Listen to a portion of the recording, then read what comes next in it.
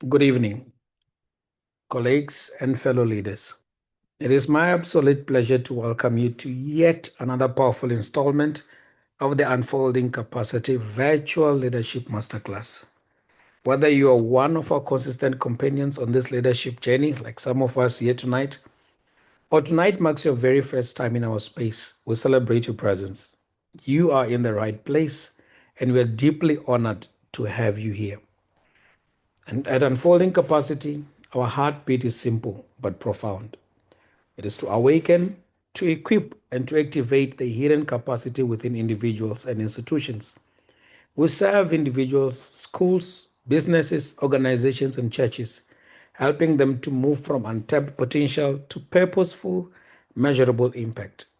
Through leadership development, strategic consulting, training programs, and mentorship initiatives, we offer a transformational path that cultivates not just better leaders, but whole leaders.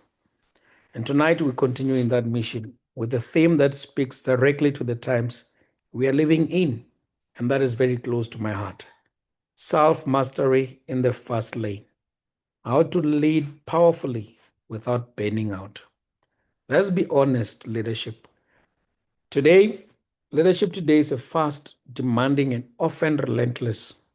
Many of us are driving at full speed, wearing multiple hats, holding things together at home, at work, in ministry, and in our communities. But here's the truth: you cannot pour from an empty cup. You are not created to only deliver results. You are designed to thrive as you lead. Tonight, we are privileged to have with us a man who understands this very deeply, Mr. Mojalefa Daniel Maluka. He is a distinguished human resource management professional, a seasoned life coach, a respected lecturer, and a transformational speaker. Mr. Maluka has walked the path of leadership both in corporate and personal spaces and brings with him a wellspring of wisdom on how to lead with power and pace, but also with peace and purpose. This masterclass is not about adding more to your to do list. It's about building the kind of internal infrastructure that sustains long term excellence. It's about developing the discipline, clarity, and emotional intelligence that is needed to thrive without compromising your well being. So, tonight, lean in with expectation. I encourage you to take notes, to reflect, and to engage. Feel free at any moment to pose a question on the comment section because something meaningful is about to be deposited in your life. And I believe it may just shift the way you lead, not only today, not only tomorrow, but forever. Welcome again, fellow leaders, to the Unfolding Capacity Leadership Masterclass. Let us grow, let us lead, and let us unfold capacity, but do it together. Sir Daniel, please feel free to continue and take over and give us your best. Well, good evening and good evening to our host, Amazement. Thank you for this awesome platform that you've created, and I've followed, and watched several videos with great enthusiasm, and I've enjoyed them thoroughly, and it's wonderful to actually be presenting on a topic that I thoroughly enjoy as well. It's one of those topics that has been quite at the forefront of what I do and what I talk about recently as well, because it's a battle that I've been fighting with for quite a while. So thank you so much for this platform, and to everybody that is here tonight. I really hope that you will get something out of this. I think the biggest thing that we want to do is have long, illustrious careers. We live in a world that is full of opportunities. And I think for me, one of the biggest challenges that we have of our time is people who are running on empty and burning out and losing out on their purpose. The whole idea is we want longevity. And that is why probably Amazement came up with this wonderful topic. So we are talking about self mastery in the fast lane. We live in a fast-paced world where, I mean, you sleep today, tomorrow there's something new. You look at the tech space and just how quickly it evolves. I follow quite a few guys that are quite keen on tech stuff. And, when you're looking at just where we are when it comes to AI and the development of just advanced technologies and for IR, some people are even saying we are at 5 IR. So there's a lot going on. So with all that, how do I keep up without losing my breath and ultimately dying? It's what we'll be looking at. So um, we are talking about how to gain mastery, how to, move in the fast lane and do the best that you can. I mean, when you look at there's one Asian country where this has become quite a huge problem, the issue of burnout. Um, so many of their workers are actually collapsing and struggling. Why? Because they have this culture that is, work till you burn out. It's almost like a trophy, but unfortunately, that impacts ultimately on performance and it impacts on productivity at the end of the day, and you lose out on some um, high capacity people. Why? Because your greatest strength is your greatest weakness as well. So you may be like me and be somebody that works super hard, because it's the one thing that you've always had going for you. That can become your Achilles heel, that can become your Trojan horse, that can become your kryptonite. So one needs to manage that ability to work. Um, you know, being able to set up those boundaries and so on. So we'll be talking about the pace of leadership, and where the world is. And when you look at where things are right now, it's like unrelenting, man. There's always something going on. And if you don't pace yourself, you might burn out. The one thing about a cheetah that they say is that as much as a cheetah is very fast, right, it cannot keep up that top speed um, without limits. Um, because if it does, it's gonna burn out. It actually might fry its organs. That's what research shows. So as much as it's fast, it cannot keep up that pace. It will have to slow down at some point. So that's exactly how I think we need to be handling our careers. You cannot be at 380 kilometers per hour for the whole year. It's not healthy, it's not smart, it's not playing a long game. You need to be able to realize the value and the importance of taking those pauses. And those pauses can be in the shape of taking breaks to celebrate, taking breaks to just relax. But those breaks are extremely important because then you get to catch your breath. Otherwise, you might be like a cheetah, very fast, but you might die out. So, as much as we live in this world that requires our presence all the time, it's important for us to realize you only have one body, one mind. And at the end of the day, one thing that my mentor said to me was, should you die, if should you topple over and die, all these people that are following you will mourn for you, but afterwards they will replace you. And I thought to myself, wow.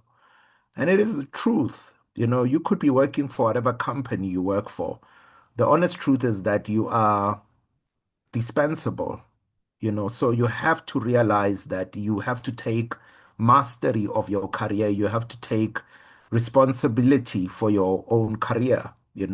So self-mastery is important because the burnout rates are rising globally, and it's a huge concern because burnout works on your mind and it really affects the rest of your other spaces like your marriage, your friendships, your relationships, your productivity, your work, your career, your spiritual life. A whole lot of things can go wrong if this area is not well taken care of. I mean, you're looking at situations where people as young as 30 something are presenting with symptoms of high blood pressure and strokes and so on, which are very, very concerning, trends. So the whole idea of today's session is to explore how self-mastery helps leaders maintain performance and help, right? This reminds me of a story. I've got a friend of mine, he's in the medical fraternity, and I had a conversation with him and I said to him, why are you making all this money if you can't use it to enjoy and to travel and to do things that are important? It's almost like you're living for work.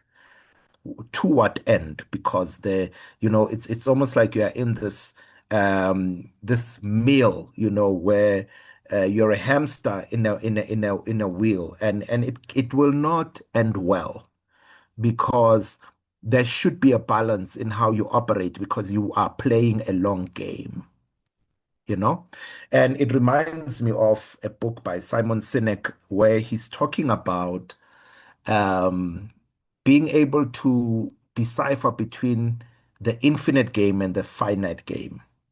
The infinite game is a game that is about longevity, it's about purpose, it's about fulfilling your destiny. That is the infinite game. But then he argues that a lot of us are playing a finite game, and that is affecting even spaces like whether we burn out or not. In other words, when you are playing a finite game, it's about winning, winning, winning, winning, and other people losing, losing, losing. And as a result of that, you go out each and every day, and all you are doing is trying to just win everything. And when you live like that, then you basically might burn out a bit quicker than somebody that is purpose driven. Um, because when you are all about wins and losses, it's about making sure that you fight your way through life. Even when you are winning, you don't even care because you are after the next thing. It's one of the conversations I had with my wife where she was saying to me, why is it that whenever you achieve something, you are always after the next thing? You don't seem to be satisfied. And you don't seem to be celebrating even when you are winning, even when things are going well. And it's like you can't take that moment to pause and to think through what just happened.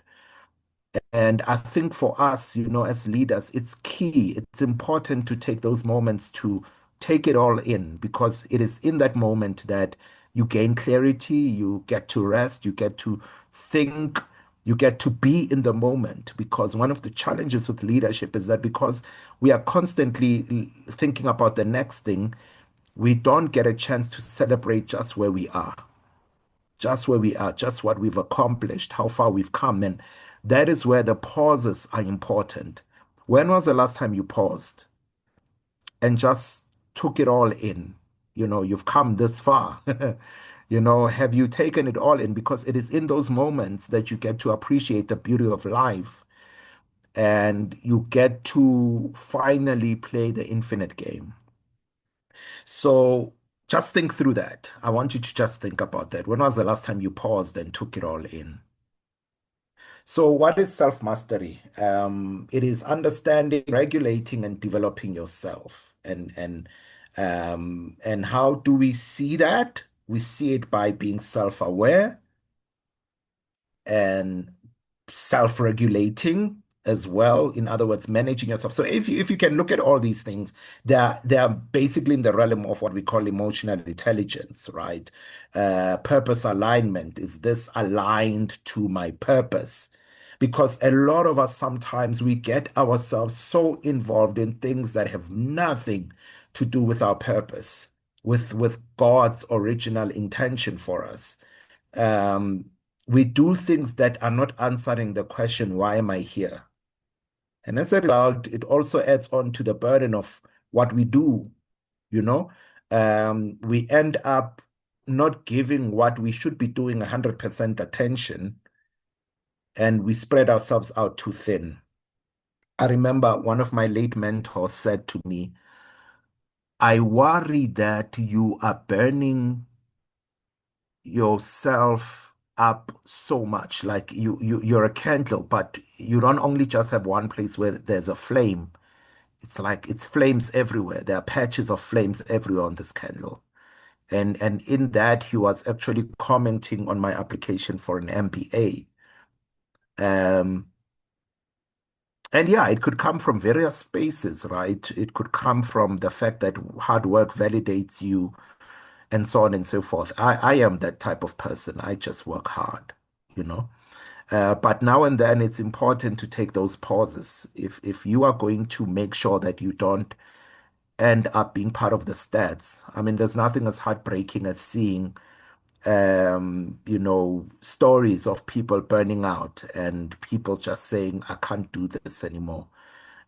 People ending up depressed and struggling through life, whereas it was just the fact that they are in this culture that glorifies work without rest, and unfortunately, your body keeps the score. Um, in everything that you do, your body keeps the score.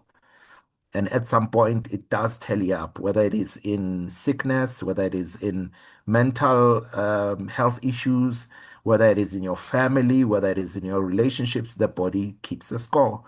And the one thing that is important, guys, is that research does show that on average, when all things are going well, you should be sleeping and around 7 to 9 hours um, on average, right? So it really depends on the season that you are in, but on average, that should be your aim.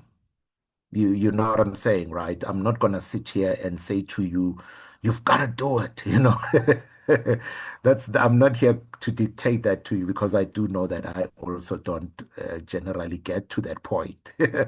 But people that deal with health, mental health, physical health, they advocate for 7 to 9 hours. So that should be our aim. I know a lot of us don't comply, right? But one of the things that they do say is that a lot of us don't achieve deep sleep. Deep sleep is that place where your body heals. Um, a lot of us can just only barely get to a place where we are actually resting. But when you are in deep sleep, your body doesn't just rest, it heals. So a lot of us don't reach that place. And as a result, our body is degrading and it's not healing. Now, imagine a wound that doesn't heal because the person is not giving it a break. Breaks are important. Hard work is important, but breaks are important. And the question is, are you taking your breaks? I'm one of those people that advocates to say you can't constantly um, take in your leave hours and trade them for cash. Because what you are basically doing is you are destroying your body. And by the time you look, you would have damaged your body so much. Why don't you take the breaks as and when they make themselves available? So we are just continuing on that vein, right? And I hope you are still with me. So let's talk burnout. What is burnout? What are the symptoms of burnout? So burnout is basically think about a candle that is just wasting away and think about just chronic tiredness, emotional exhaustion, uh, showing symptoms of depersonalization. It's almost like you have an out-of-body experience. You don't quite feel like yourself. You are tired most of the time. You are irritable, you are frustrated, and it's a candle that has lost its wax and is at the end of it all. Unproductive, not very helpful, and performance has dwindled quite badly. Um, and a lot of us have reached that place, and it's not a healthy place because it's basically your body sending you a message that I'm in over the limit. And if you don't get me out of this, I don't think I'm going to make it. So it's important to listen to your body.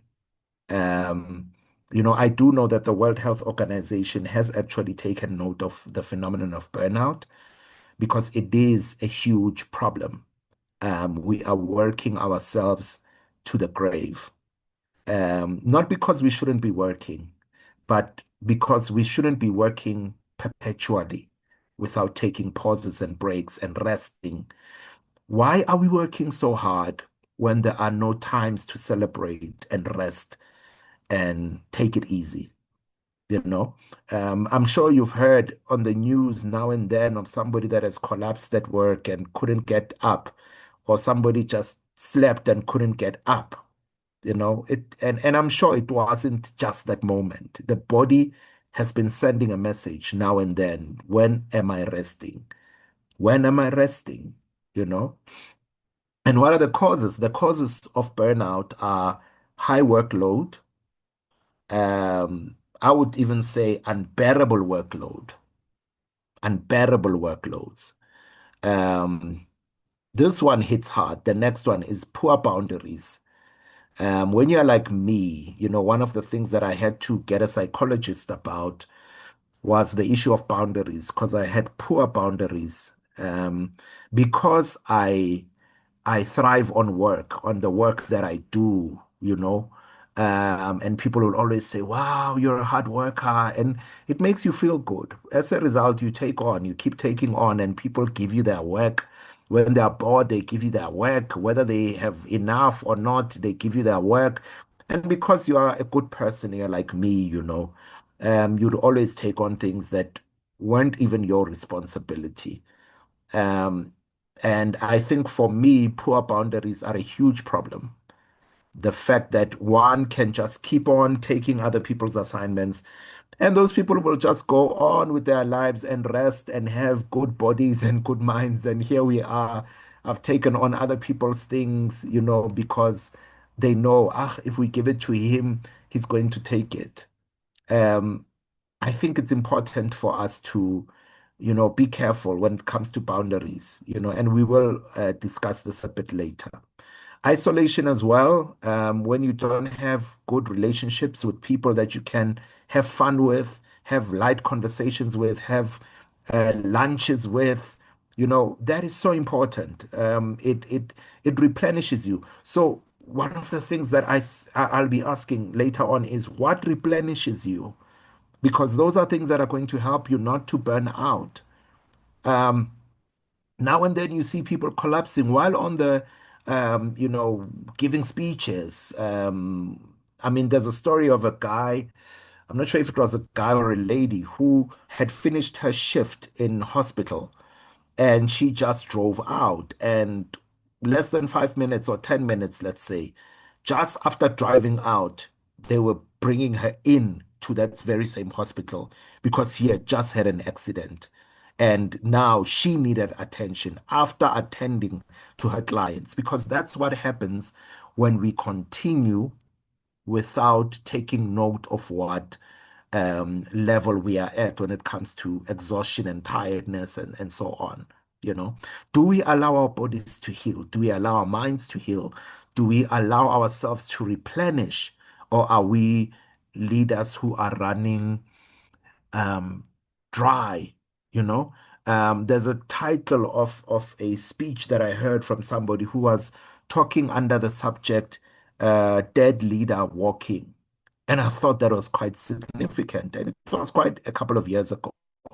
Dead Leader Walking, and he was talking about that, how he had to sit down with himself and call himself to a board meeting with himself as the chairperson and the one taking notes and just think through how he had been doing life because he realized that I'm not doing so well right now. I've lost my cutting edge. And I'm slipping up. I'm making mistakes that I shouldn't be making at work, and I've lost my ability to concentrate. You know what I'm saying? So those are things that you gotta think about, guys, because you are playing a long game. You are playing a long game, right? So isolation can be a problem. If you are away from relationships that replenish you, it can be a problem. If you are always with energy vampires and you're always with people that are always taking from you, and you are not finding, new trick relationships that help you to replenish.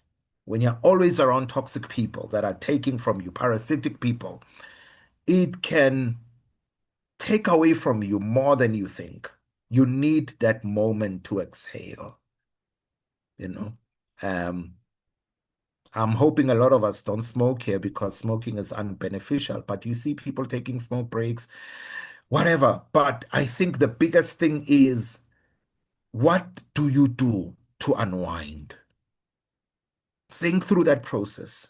What is zapping my energy? Why am I battling so hard? What is it that I'm trying to accomplish? You know?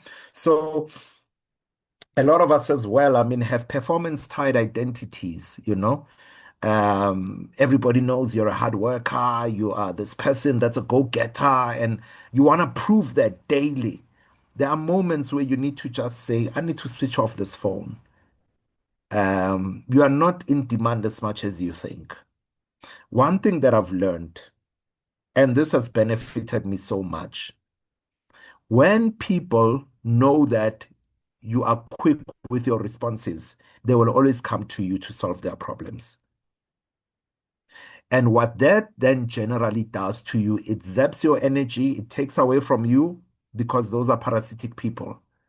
If you're always quick with your solutions, even where it's not necessary, you will be used. But if you can slow down a bit, you don't always have to be quick at solving problems because sometimes you may find that a better solution comes after 5 or 10 more minutes. You don't have to solve everybody's problems because you are playing a long game. You are playing a long game. So, what is this fast lane that we are talking about? Um, it's realizing that we live in a fast-paced world, but it's important as well to manage that, right? It's not every time that you should be at 360 Ks. It's chances of you um, getting into an accident when you are doing life at that speed all the time are very high. We live in a fast-paced environment that breeds reactivity at times, right? So when you slow down, you are able to pay more attention to things. Things are not blurry, you know? But I mean, when you look at things like technology, they blur boundaries so much. Like people that work from home, the boundaries are blurred so much because you work at any given point. Technology has done that, before phones and all these other things, you knew you go to work at this time, you leave at this time. Now you can get an email at like midnight and they're like, I need this thing done at 5 in the morning. The aim is not to live in such environments or to work in such environments forever. That's if you want to live long and strong. And one of the things that I think is hurting us is this always on culture. When was the last time you switched off your phone?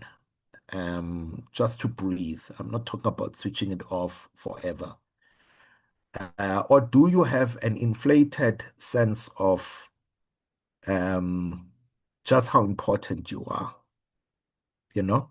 Because sometimes we tend to assume just how important we are, that even if I were to switch off my phone for an hour, I'm wondering, what if they call me? What if they don't call you? Because you might need that moment just to exhale, to be in nature, to walk around and get to relax. What can help you so that you can remove the burden that you have?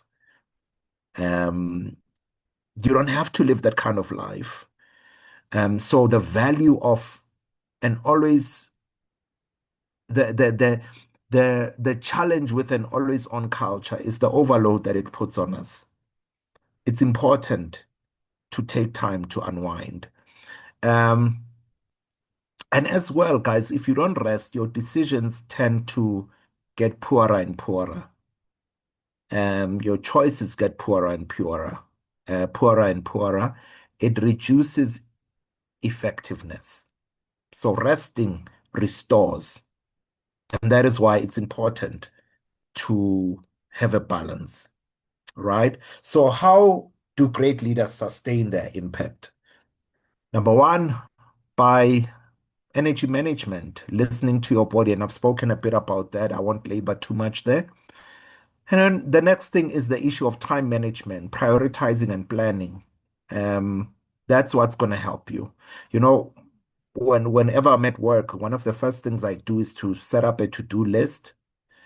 Um, it helps me so that I get the important things done, you know. Um, it helps me prioritize so that whoever comes in trying to steal my time, I can make it clear to them that I've got a plan.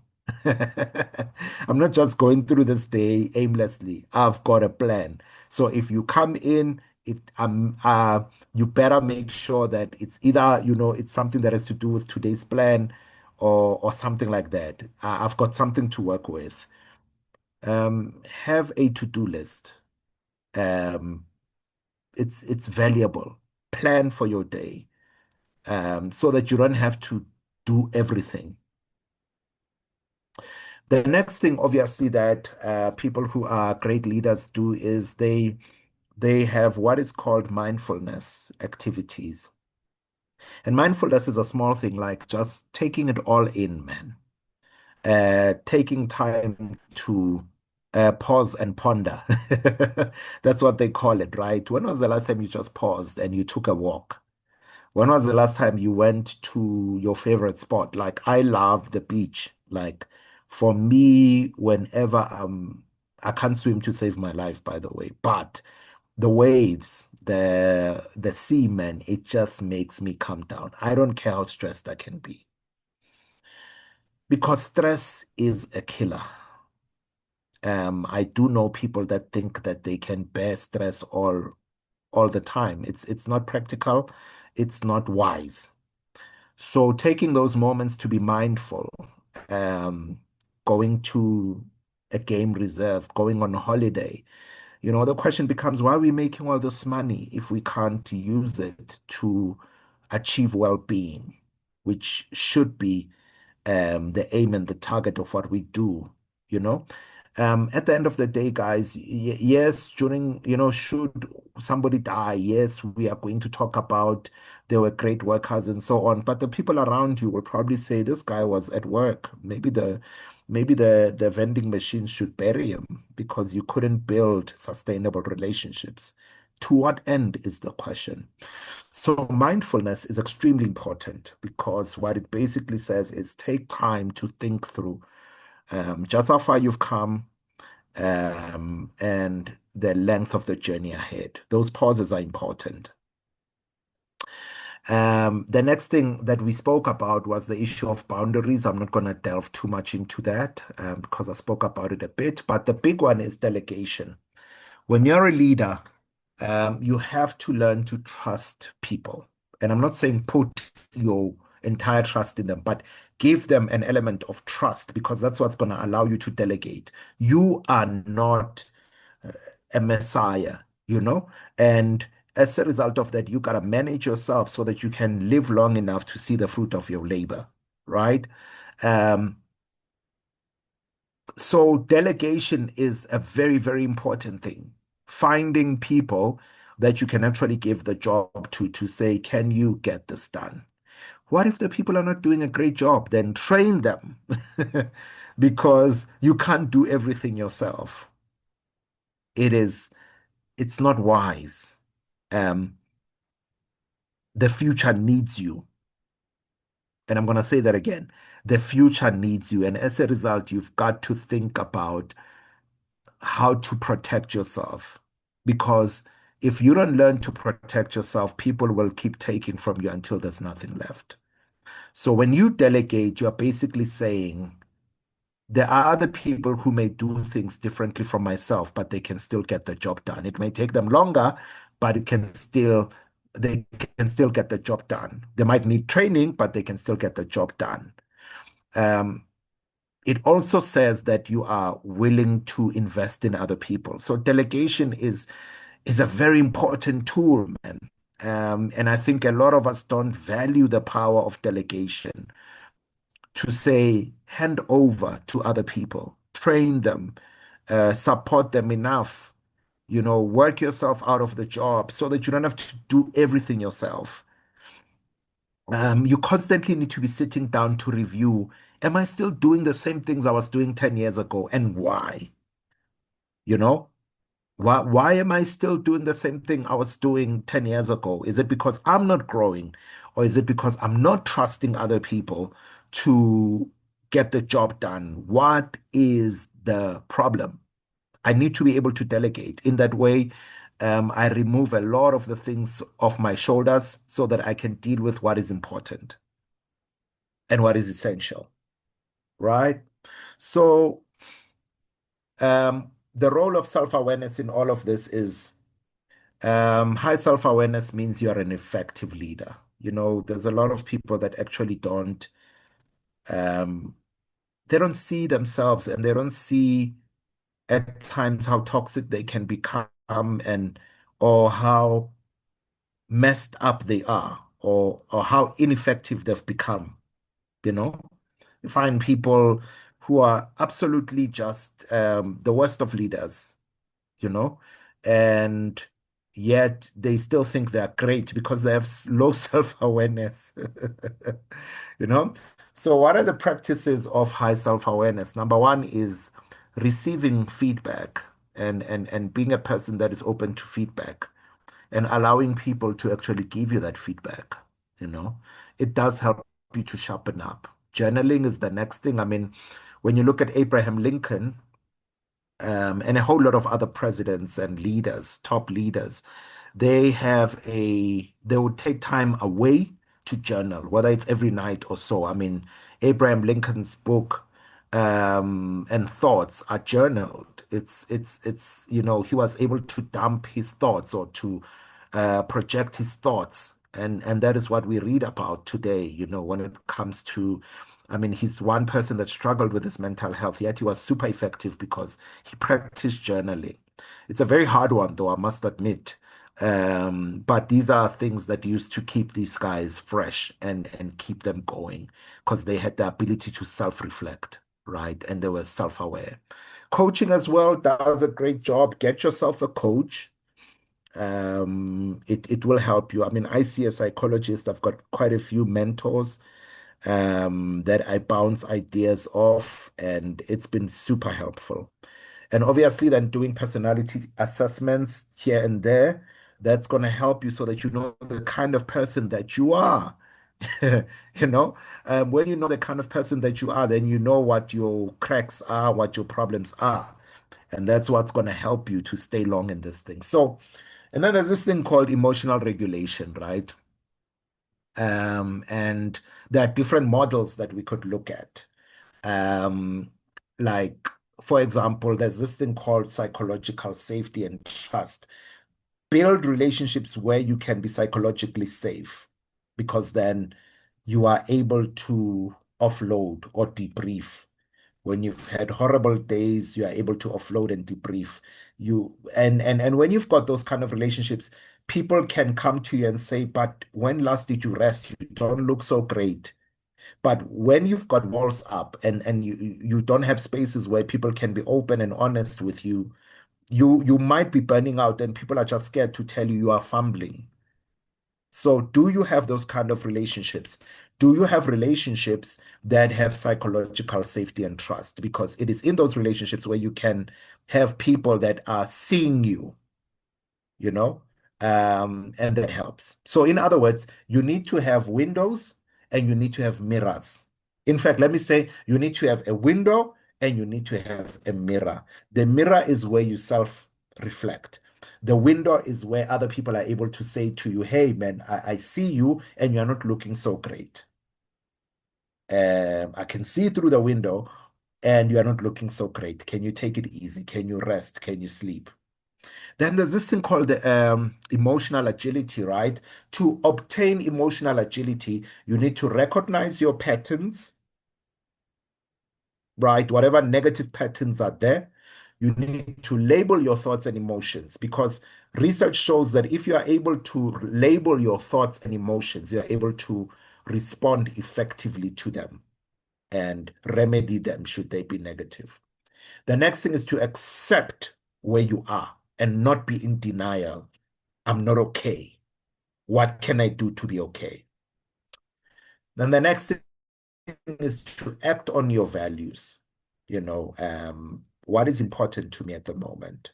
Can I take time? Can I take leave and rest it out? I'm a hard worker. That cannot be denied. But when was the last time I rested? So then there's this thing that's quite interesting. It's called the window of tolerance, right? And as you can see here, we've got this window. So basically, this theory from Dan Siegel says we've got this window of tolerance. In other words, if we go outside of the window of tolerance, what will then happen? What will then happen is that we are going to struggle in life if we go outside of this window of tolerance. As you can see, the window of tolerance has trees, it's got the sun, it's blue, it's colorful, it's lovely, and you are in control and you are regulated and you are safe. But outside of the window of tolerance, we are dealing with hyper arousal, where you are feeling overwhelmed, anxious, out of control, experiencing the urge to fight, to be in conflict, wanting to run away. I had a friend at university who used to sing the song, I'm walking away from the troubles of my life, because the course was rough. So hyperarousal is that space of just feeling like hyperventilating and shaking. And you are dysregulated at this place. You're feeling increasingly frustrated and agitated, and life is just explosive, man. And you're feeling increasingly isolated and comfortable. And some people, on the other hand, may not be hyper aroused. They may be hypo aroused.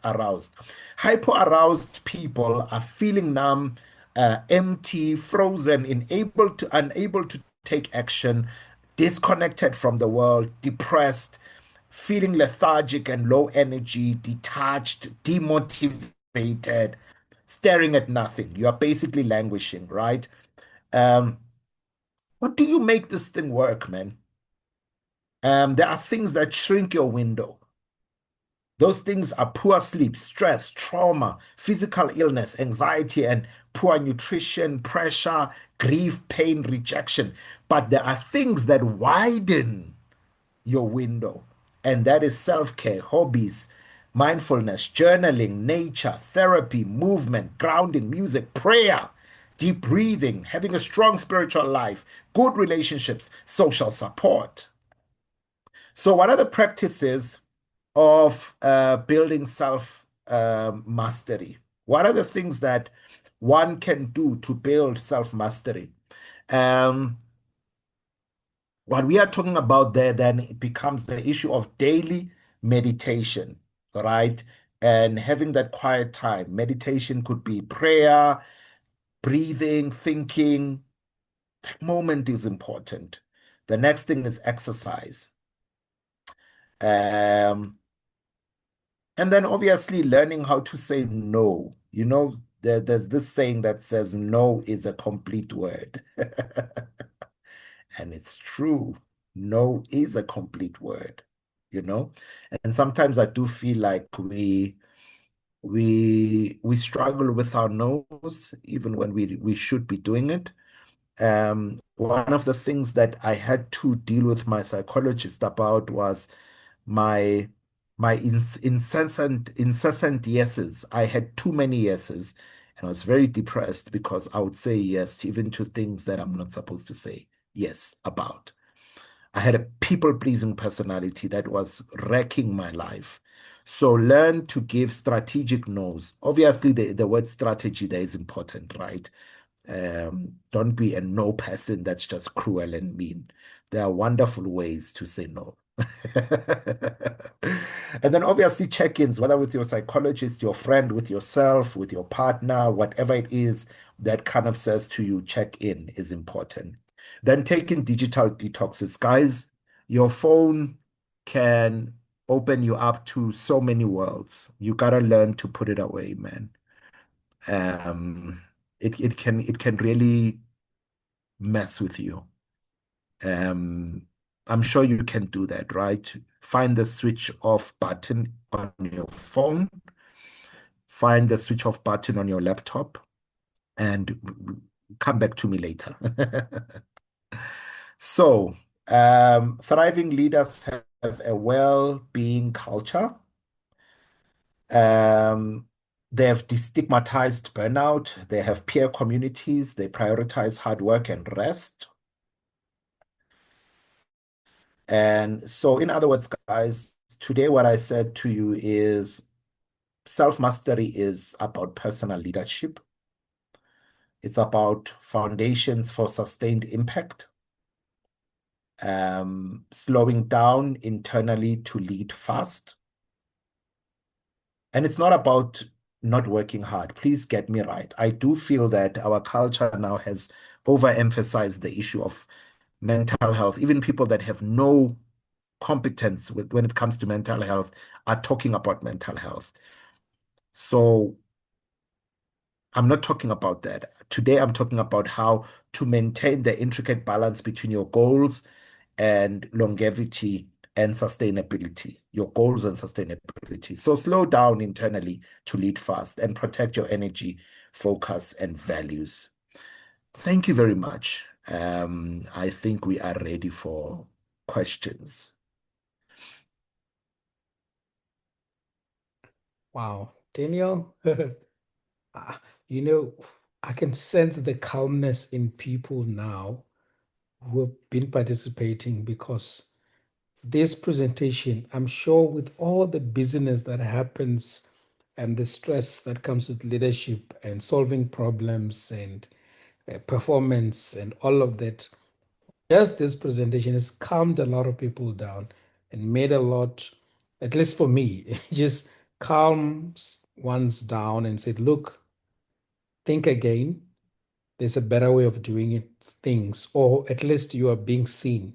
You're not the only one who's on a fast lane.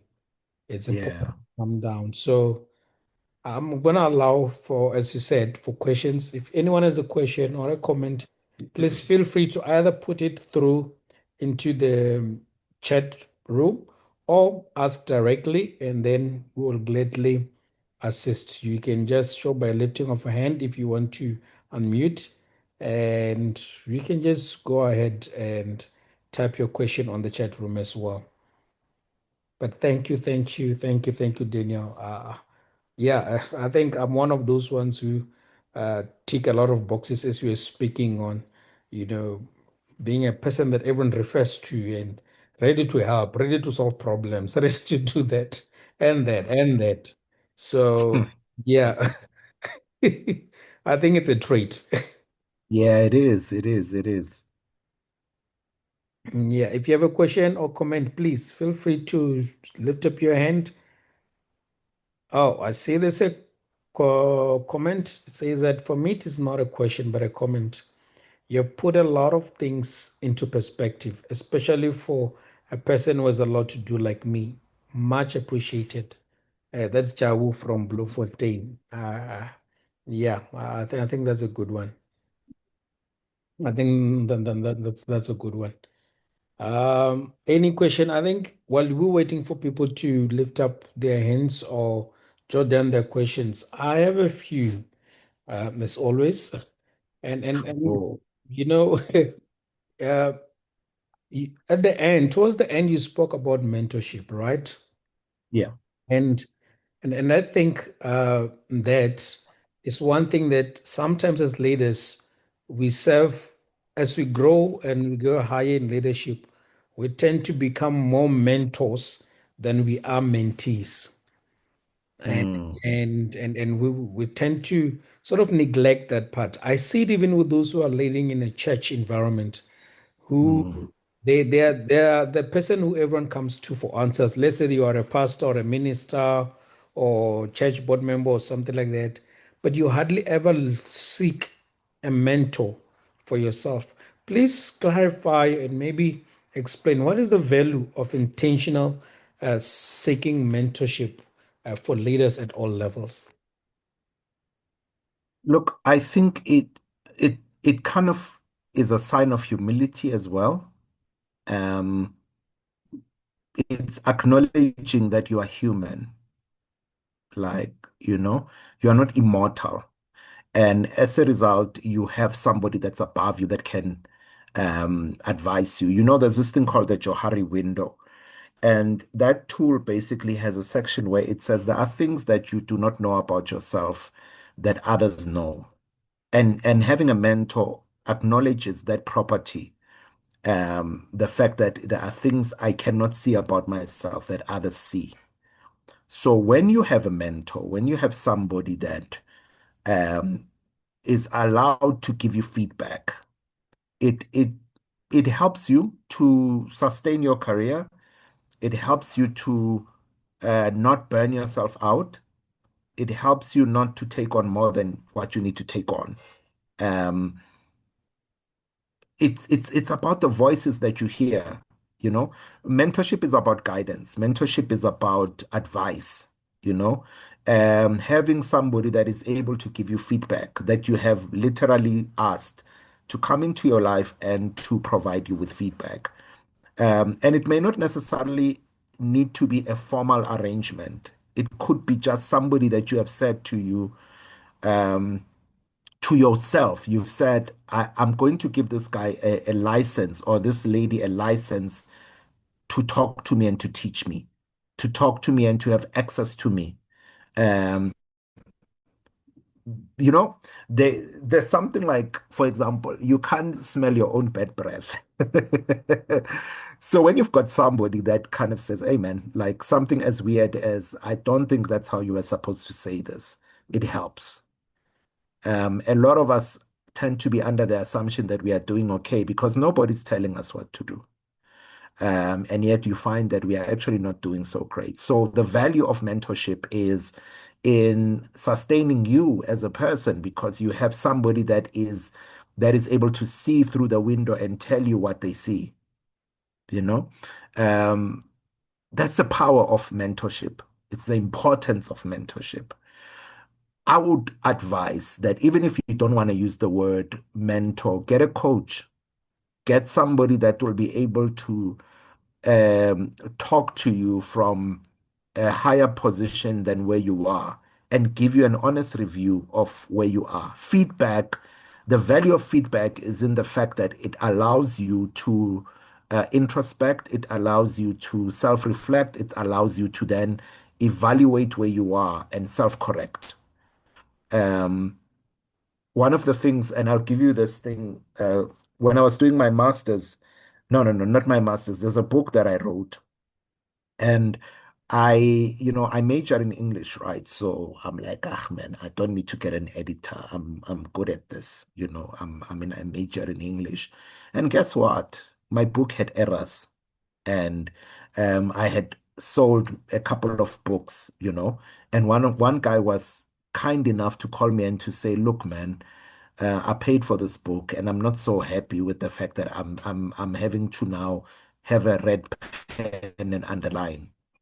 um, it was a wake-up call to me to say you need to have people that give you feedback because the problem is you will continue and you'll lose your reputation because there's no one that speaks to you. There's no voice from outside.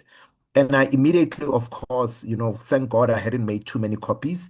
I was able to get an editor and to pause continuing with that. So sometimes there's this thing that says, I don't need anybody, no one can tell me anything, but you are human. And being human means you can make mistakes.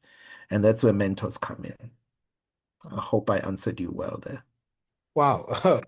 Perfect. Yeah, I think you're human and to allow ourselves to be vulnerable, So you've hit right the nail on the head. I think many of us need that just to at least be able to find people and have people around us who can speak life on us. Yeah. But anyway, I'm gonna get back to that. There's a question here by Chikudo Gerson, and he says that how do we escape from the no strategy? From when I think what he meant or what she meant is Hmm. the difficulty of saying no. How do you how do you survive that? How do you navigate that? I think, yeah, that's the question. Yeah, look, I think when you realize just how much saying yes has cost you, even when it's not necessary, um, it's one of the things like when I looked at my life and I realized just how much damage I had caused to myself by taking on more than I could handle, then I obviously then took tools like practicing to say no with small things and escalating.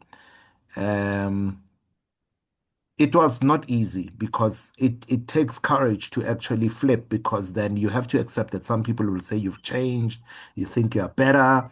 It's an exercise that you will have to start with the small things and then escalate. Um, there's no other way to do it than to practice it. And it might start being uncomfortable at the beginning, but when you have started using that as a tool, especially in a meaningful way. You can't say no to everything. I also believe in practice before, like thinking through things. By the way, here's another thing that has been very helpful. I'm not quick to give responses, no matter how much like I somebody tells me something. Like I will say, "Can you give me a moment to go reflect on that?" Where I can, I do that. So there are cases where I say, look, like I don't have an answer at the moment. Can I check my diary? Because then that opens you up to either say yes or no. After you've had clarity, you are able to give the answer that you need. But the problem with us sometimes is that we are quick with our answers, even with things that are not urgent for us. They're urgent for somebody else, and all of a sudden now we think their urgent is my urgent. You need to be able to distinguish between urgency and importance. That's what's going to help. There are things that are important, but they're not urgent.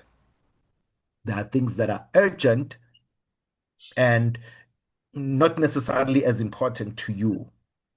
So, distinguishing between that is going to help you. Slow down.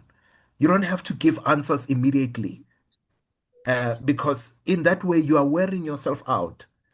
Where you can slow down and think through processes, you are able to give an answer that is befitting. Where you can say no, no. If you've got a plan, by the way, it's easier to say no because you genuinely have a plan. At this time, I have this. That's why the plan is important. That's what's going to help with your no strategy. Okay. Wow. Yeah, they got it. Thanks for that clarity of no strategy. Uh, yes. Another question. This one is a very interesting one. So she says, Doctor, as principals of schools, it's very difficult to pause and ponder when learners are not passing, parents are looking at you, the second manager is always looking at you, the district director is looking at you, the department doesn't listen to any explanation. They only want results. And for these results to come, you end up feeling like you have to work 24/7. Maybe that's the reason that immediately we retire, we take a leave to the graveyard. So I think right there, when the person said that, I felt it because Yes. it sums up the reason why we even have this session. Yes. That many of us we are on a fast lane and we don't take moment to come back and to relax and to find ourselves again. And I think for this one, you can just help with a strategy, maybe to revisit some of the strategies you said to say, what can a person in that position do? Because this a person represents a lot of principles in South African schools. Because the pressure, especially in high schools, that the pressure is so much, but they don't know how Yeah. to balance that pressure and self-care. Yeah. Look, I would advise my fellow leader here to watch the video again. Number one, and calculate the cost to say, at the end of the day, what am I going to lose if I continue on this track? And I do understand what you are saying, but remember that you have a choice. In some cases where you feel like this job is killing me, you gotta make drastic decisions. Um, You got to make drastic decisions. Do I need to be here? Are there other options that I have? You don't ever reach a place in your career where you feel like you're trapped and you accept it. Mm, What can I do to reach that place where I need to reach? mm, Um, would it require me to maybe change jobs? What do I really need to do? Um, is it sustainable? Because I want to see my grandkids and my other kids and all the other stuff. So you got to think long term about your career. Watch the video again. Think about what you stand to lose if you put everything on your shoulders. One of the other things that I would say is the issue of delegation. mm, Maybe start working closer with your team. mm, Start looking at other, leaders who are in your position and maybe what they are doing mm, that's different, that's helping them. Maybe there are some people who are effective. mm, And as well, maybe getting a coach, somebody that you can sit with that's gonna maybe sit with you and show you where you can have gaps for rest. You mm, know, you'd be very surprised that sometimes we put ourselves under so much pressure because it's not somebody that we are having hardcore conversations about where you are about. Having a psychologist in my life and mentors and has been very helpful because it I've been able to eliminate things that I shouldn't eliminate. I mean, last year when I went to go see my psychologist, she said to me, "Why are you here again with the same problem?" And she's like, you seriously have a problem because you are here and we are speaking about this again. You are tired, you are exhausted, you are burnt out. I did say to you, sit down, list all the things you are doing and ask yourself, am I supposed to be doing this? And if not, remove whatever needs to be removed. And there was an organization I was part of and I decided that I'm going to pause, you know.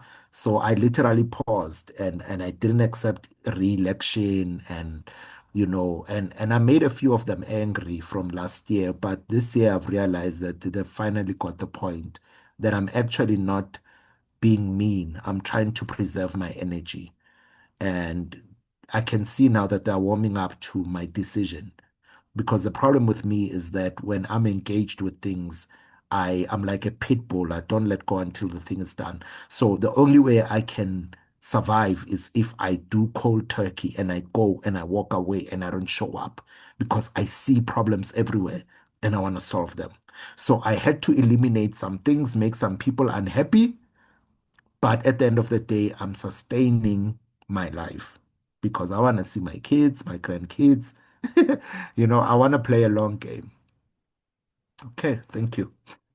wow. Yeah, man, I'm glad. I think it's just you ended it there on the issue of eliminating some stuff, getting a coach. I think, honestly, for the principal that you mentioned, and I'm not even going to say only for you as a principal, but for all leaders who are here, consider getting a coach, consider getting a mentor. And I think coaches are relatively more structured because they can sort of help you with your issues.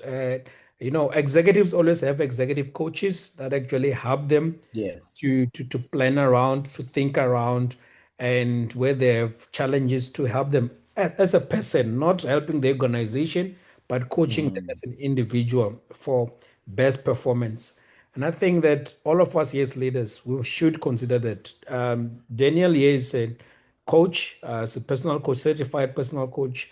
At Unfolding Capacity, we offer uh, personal coaching as well. So please reach out, make those appointments. Schools are closed now, and I'm telling you, you will actually find a lot of help because one thing is that a lot of US leaders, a lot of us as leaders, rather, we have different spaces and different personalities and different institutions that we work with. We may be worked out the same, but the situations are not the same. And therefore, a coach help us therefore navigate our different institutions in a way that still benefits us as individuals and benefit the institutions without compromising on either performance and our well-being. So I think consider reaching out to Daniel, consider reaching out to us, and then we can be able to assist. I think it's very important that you get a coach as well. It can actually help you to be better, even to plan your retirement well and not to retire to the grave, as you jokingly said. But here's another one from Umbrani. It says that how can I work in a smart way in the different institutions that I'm serving so that I don't have burnout? And I'm thinking what they mean is that for someone who's serving in different institutions, serving at their work, official work, and also serving with this other smaller jobs, just like you, Daniel, pastoring this side, leading a group of leaders this side, and so on. How do they work in a smart way? I think you've said something about that, especially on protecting energy, focus, and values. Mm. Maybe you can do some revisit just for them to understand how to actually bring the smartness so that they don't get burnout, but they still get the results, the best results that they need. Look, I think the biggest thing, man, is to always have check-ins with yourself. Like sit down with yourself and have meetings with yourself. Where am I? Where do I want to get to? What is on my plate? Is it necessary? That self-awareness, the emotional intelligence, self-management, self-awareness, they're extremely important. And I think a lot of us don't take the time to reflect. We just keep taking on, taking on, taking on, taking on. And as a result of that, we find ourselves very empty. So that moment of clarity where you self-lead, sit down, take notes. What am I doing? What can I eliminate? Is this necessary? Can I do this now? Those self-reflexive questions that you ask yourself are important. Um, a lot of us, I don't know if it's a fear perhaps of pausing because we are scared of the answers that may come out.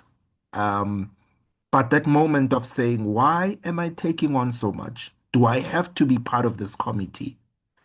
Um, do I have to be part of this organization at this moment? Um, do I have to be doing this activity? Which activities replenish me that I'm doing? Or am I just dishing out, dishing out, dishing out? So I would say the answer is when was the last time you called yourself to a board meeting and you had an honest conversation with yourself? And should you struggle with that, get somebody that's going to help you. Get an honest review from either your colleagues at work, your partner, your spouse, um, you know, on where you are in the space where you are at and what needs to be done. I've got a friend of mine who taught me to come down because I used to be so intense, man.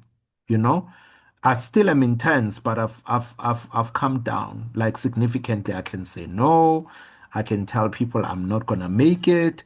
I can cold turkey not come and apologize later.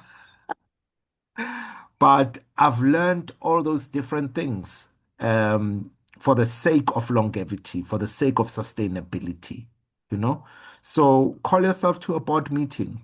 It's going to help you. And I can see there's a question there that says, which activities replenish you? Yeah, look, it's an important question. Yeah, I see you were just reflecting on that question. So find gaps where you can replenish yourself, but call yourself to a board meeting. Secondly, have somebody that you actually ask to to review your life for you and what you can eliminate. And if it's a friend, you just ask them, my guy, can we just have a conversation about where I am?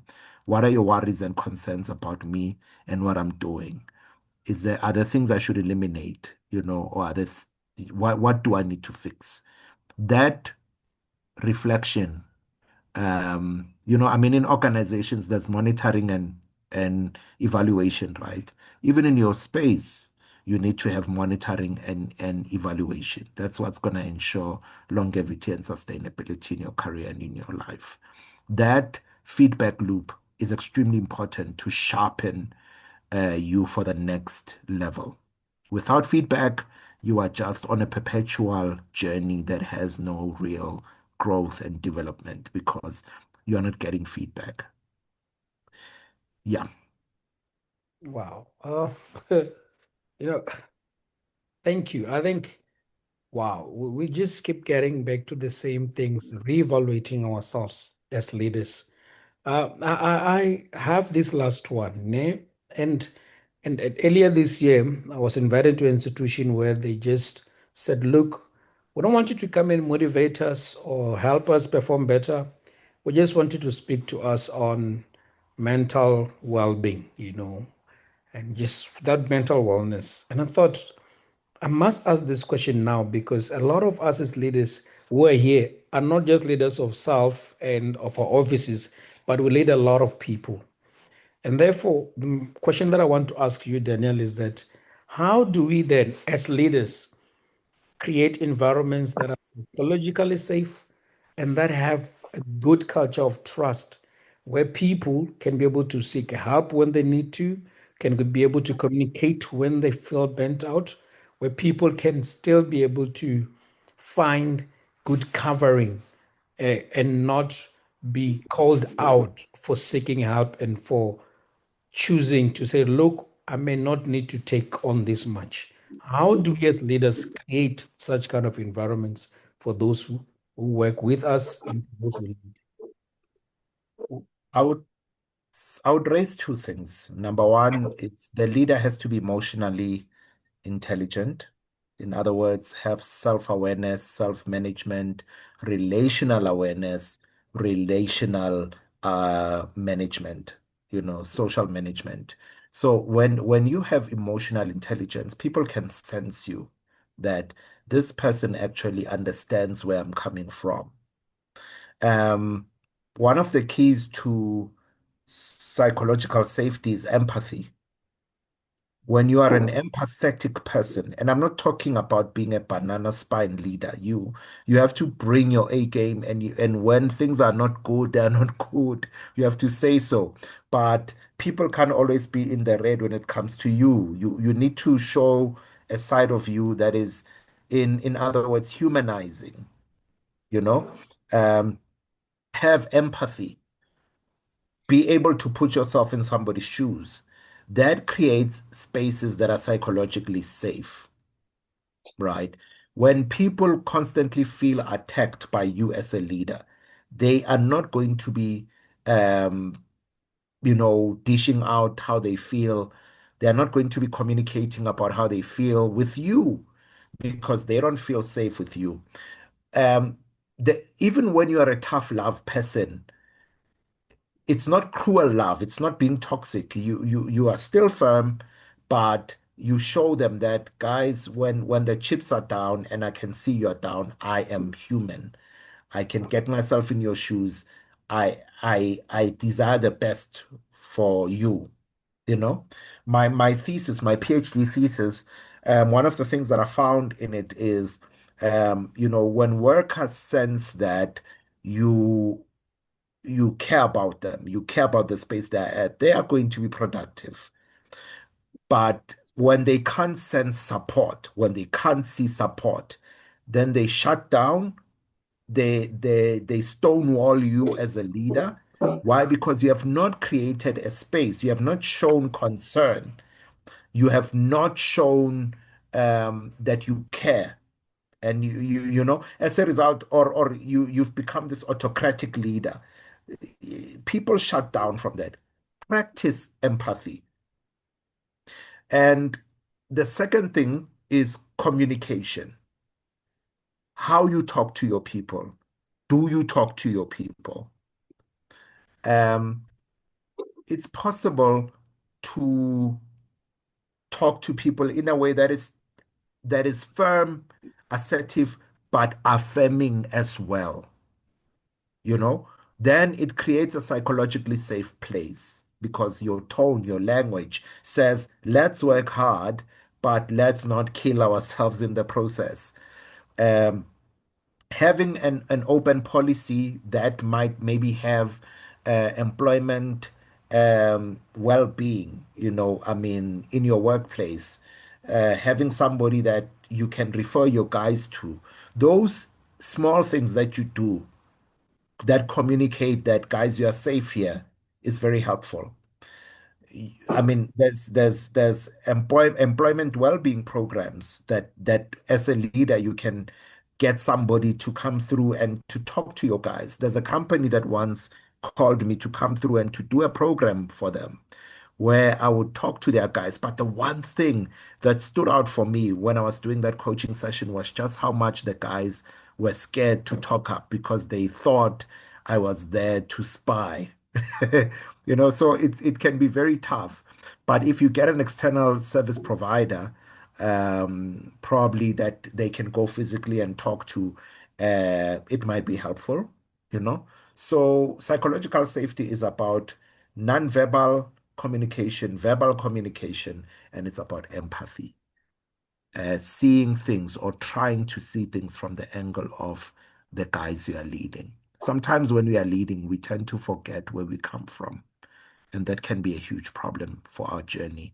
We create a wall between us and our workers and the guys that work with us because we are now kind of communicating that I was once there and I'm not there anymore, which can really communicate a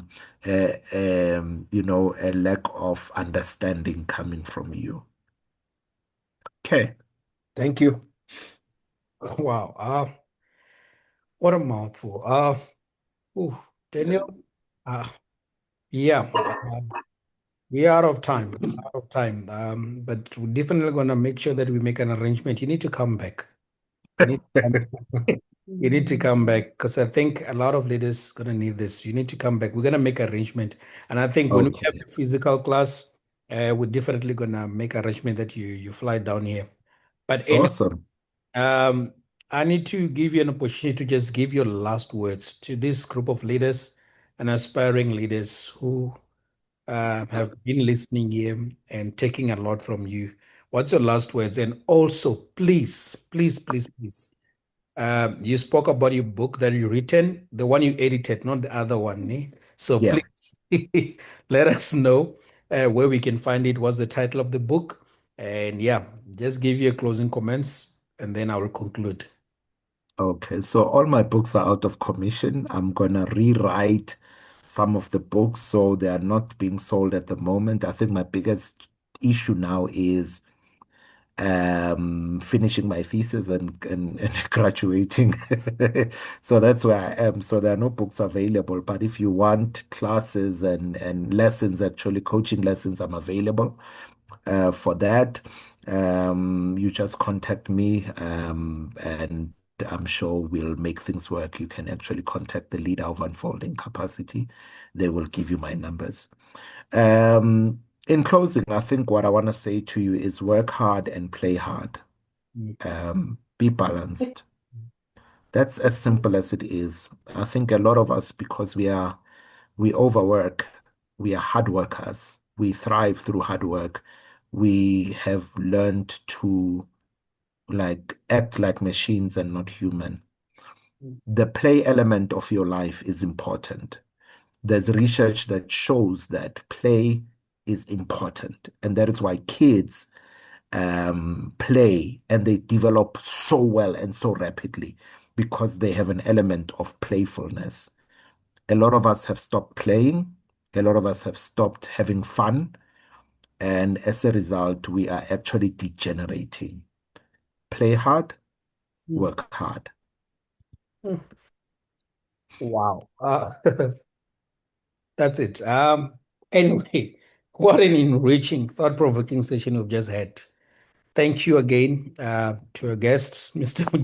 Mojalefa Daniel Maluka, for not only sharing your insights with power and clarity, but for modeling what true self-mastery looks like in today's high-speed and high-stakes leadership environment. To each and every one of you who joined us, thank you for making time to invest in your own growth. It's leaders like you who choose to pause, to reflect, and grow that are shaping a better future for our families, our institutions, and communities. But don't let learning end here. If tonight stirred something in you, or you know someone who needs to hear this, head over to our YouTube channel. at Unfolding Capacity. And there you'll find tonight's session and every previous masterclass uploaded and ready for replay. Just subscribe, catch up, and share it forward as well. And the journey continues. This coming Monday at 7 p.m. sharp, we're back here on Zoom for yet another powerful session. Trust me, you'd not want to miss it. Let's go beyond attending. Let us multiply this movement. Invite your team, invite your circle, your network, or anyone hungry for transformation. You can stay connected by following me on LinkedIn at Amazement Titus, or simply send me a WhatsApp. I've already put my number on the chat, 081 035 0664, for all updates concerning Unfolding Capacity, our next physical masterclass, our next virtual masterclass, the meeting links and session reminders, and all presentations that you'd like to get. Remember, leadership is not a destination, it's a journey of unfolding. So keep leaning in, keep showing up, and keep growing. From all of us in Unfolding Capacity, thank you. Good night, and keep leading with power, purpose, precision, and most importantly, with peace. Have a good night, everyone.